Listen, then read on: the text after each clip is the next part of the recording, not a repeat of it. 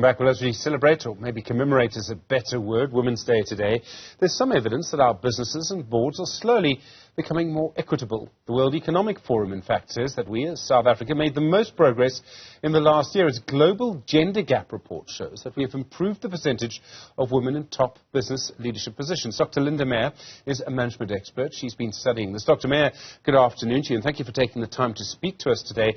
The progress that we are making here, how important is it? Does it show that things are actually properly changing? Absolutely. It's critical for us to start gender normalizing. So there are several matrices that are critical for us to evaluate our standing and how we're progressing. And certainly it shows that the normalization of the disparity and the inequality and the accountability around that framing for women in the workplace and in society at large. What do you mean by gender normalization? Do you mean that it becomes normal, that equity becomes normal, in other words? Absolutely. So the equity disparity is what a measurement is about. So it's how women are treated, how men are treated around specific matrices in this World Economic Forum study that is done annually. And it then indicates to us, compared to men, where women are in the workplace, how they're performing in the political realm, health and society, economic participation, and education equality in terms of their standing in society. Is this change now happening on its own? Does it have sufficient momentum? Or do you think we still need to keep businesses and firms under pressure to change?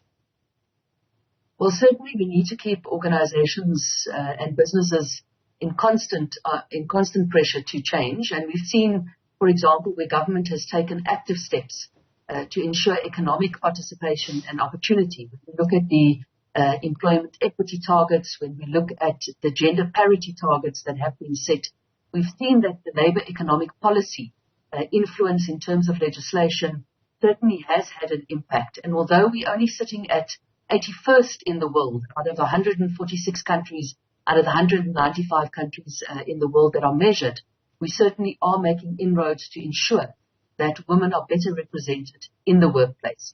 Globally, we must remember that only 25% of women sit in C-suite positions. So we still have a long way to go in South Africa, but we are faring relatively well globally and certainly third best in Africa in terms of our progress.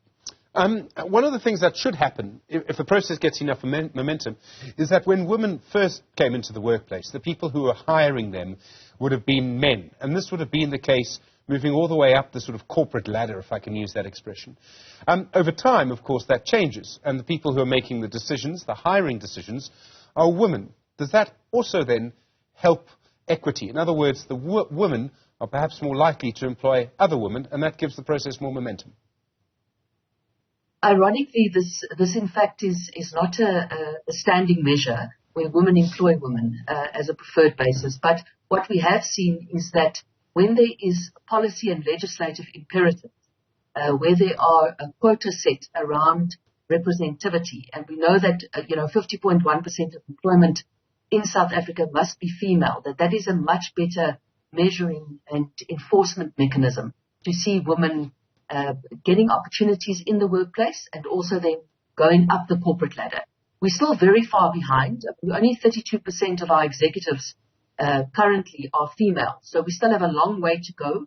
But certainly the influence, the female voice, and when we see women succeed in higher levels of positions, things are better. But if we look at, for example, our public universities, where we only have 3 vice-chancellors that are female, certainly we need to start reflecting and critically reflecting about institutional normalization and what that reflects to us back in society as we work towards gender parity and equality.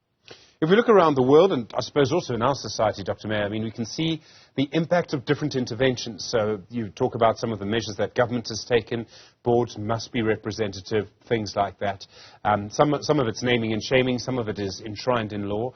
You look at what's happened in other countries where if you increase, I'm thinking of Finland and countries like that, the Nordic countries, if you increase the amount of childcare, because childcare is one of the things that tends to, I'm not quite sure what the best phrase to use is, but can hold women back, certainly puts them at a disadvantage from a career point of view to an extent. that if you provide proper childcare, suddenly you will also have a change in boardrooms. Are we now at a point, kind of as a world, to sort of see what interventions work and what interventions maybe haven't been that effective? Absolutely. So certainly as you speak about these impediments of childcare, that if they're not available, it often prohibits young females from entering the world of work. And certainly when we look at the boardroom, you need experience. It's not something that you're automatically appointed to. So childcare initiatives supporting women through paid maternity leave, for example, where there's paid paternity leave, where we start normalizing where these things occur, because we can't expect women to carry the child burden and the household burden without speaking about obligations that need to be on men, because this is when we speak about equality. It's not advancing one particular group, but is normalizing that both groups are treated equally and have the same opportunity. And that is, we do well. We do well in some of the matrices. For example, our educational attainment. Our universities through the NSFAS scheme has seen a huge normalization in terms of accessibility of females. There are now more female students than males in our South African higher education system. And globally, we sit at 43rd place out of the 146 countries. So it's incremental steps. It's really making sure that all of these programs, policies, and support mechanisms are in place, both in the workplace, but that there is political will to drive this transformational element. And that, as you said, that we create this enabling environment that really supports this gender normalization and equality above all in the workplace. Because we don't want to see this drop to the top mentality, that the higher women go, the more complex environment is created, and we don't have these support mechanisms available so that we can see that there is progress in terms of our trajectory in normalizing equality in the workplace.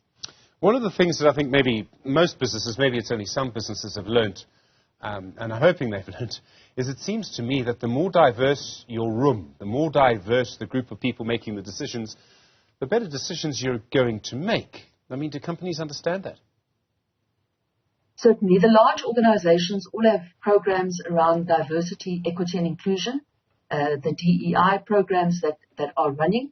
And certainly we know from empirical research that the more diverse the boardroom is, both in terms of gender, in terms of race representativity, that different groupings, voices contribute positively to economic growth in terms of financial stability of organizations, because we understand different market segments and we're able to bring those particular nuances and cultural experiences and gender experiences into the room, so that this becomes a critical influencer in terms of the voice that we carry as organizations. Dr. Linda Meyer, an expert on management, thank you very much indeed. Really do appreciate the time today.